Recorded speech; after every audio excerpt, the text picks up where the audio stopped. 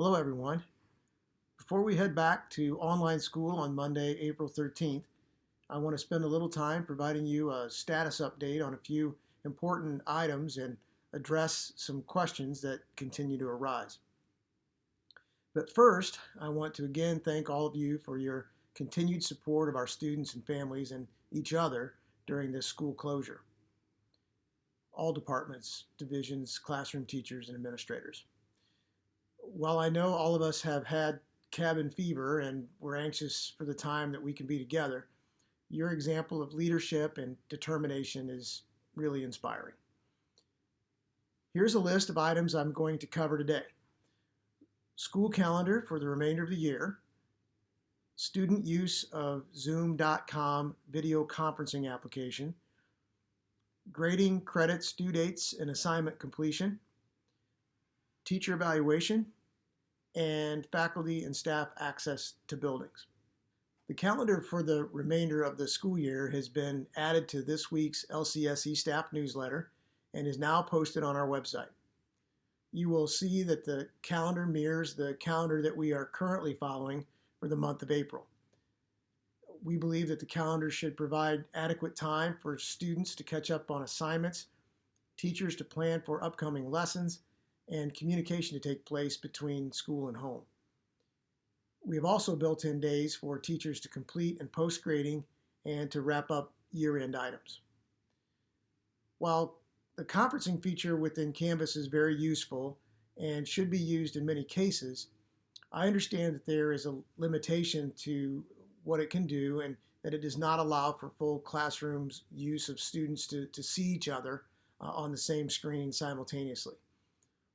I know whole group instruction is very important for you, and it is also more realistic and comforting for our students as they can see their classmates.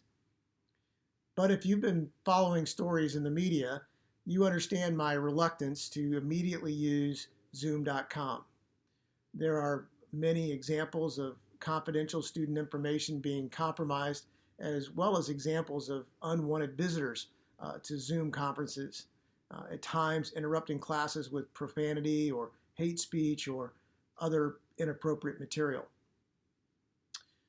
While no application is 100% hack-proof, we have been working on a solution to provide student access to Zoom.com while addressing these security concerns.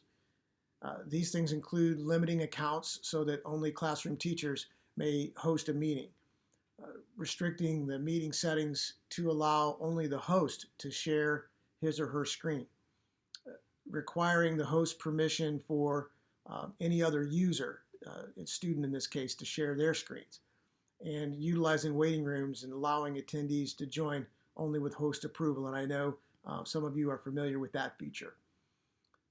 We will therefore be pushing out the Zoom application to student devices over the next few days. Teachers, you will receive detailed instructions on the steps to follow when using Zoom in the classroom. Parents will receive a link through ParentLink, a message to alert them that we are going to open the use of Zoom to students. They will then be provided with access to the Zoom.com security statement and protocols, a reminder of our student technology acceptable use policy, and the opportunity to notify Help Desk if they do not want their child to use the application. Help Desk will then notify the teacher of the parent's wishes. I'm aware that teachers are currently and continuously meeting with administration to address grading practices, student assignment completion expectations, due dates, graduation requirements, and course credit. Therefore, I will not go into any detail on these items in this space. I just want to take a moment to thank everyone for their understanding of the moment that we're in. We've taken great care to standardize the process where appropriate. For example, the establishment of due dates, daily and every Friday status updates in Skyward, and also provide flexibility when needed. As we approach the final days of the school year in this remote learning environment, I share a tweet that I saw this week from J.J. Watt, a professional football player for the Houston Texans. He says, "Be stubborn about your goals, but flexible about your methods." I believe this quote beautifully sums up where we are right now. If we keep this quote in mind, we will have peace in knowing that we continue to hold high expectations that are also realistic within the context of our current situation. While we continue to await clear guidance from the state on the topic of teacher evaluation, Dr. McCormick, in her weekly webinar update to superintendents, did indicate that schools should expect teacher evaluation requirements to continue. We will provide information to LCTA and to all teachers as more details on these requirements are provided. But know that I am committed to addressing teacher evaluation through what I have always held should be the vision of any quality teacher evaluation system. And that is that we should have a master educator in every classroom. To that end, know that I will work with administrators to continue a system that builds on the following beliefs. The primary purpose of evaluation is to facilitate growth among students, teachers, and evaluators. The school environment should be conducive to learning. Teachers deserve an evaluation system that builds on trust and collaboration. And students deserve educators who are dedicated to the professional growth and student improvement. And our responsibility is to promote positive and transparent dialogue to promote growth. Whether in an online classroom setting or a traditional classroom setting, we will hold to these beliefs and these standards.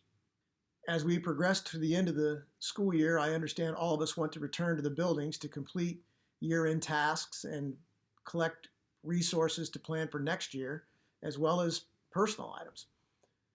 We will continue to take care to follow the advice of our public health agencies regarding the access to buildings, size of gatherings, or any other requirement or advice. So at this point, I do not have a clear vision of a timeline allowing reentry to our facilities. We will, to the extent possible, provide access to our faculty and staff prior to students' return to the buildings.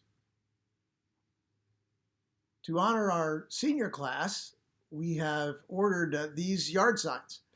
In 2 weeks, we will deliver these to every yard of a student in the class of 2020. In closing, I want to again thank you for everything you are doing for our students and our families.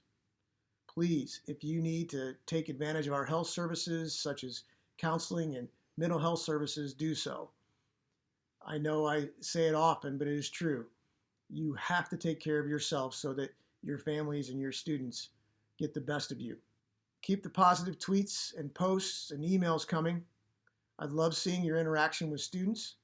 And until next time, be well, stay well, take care.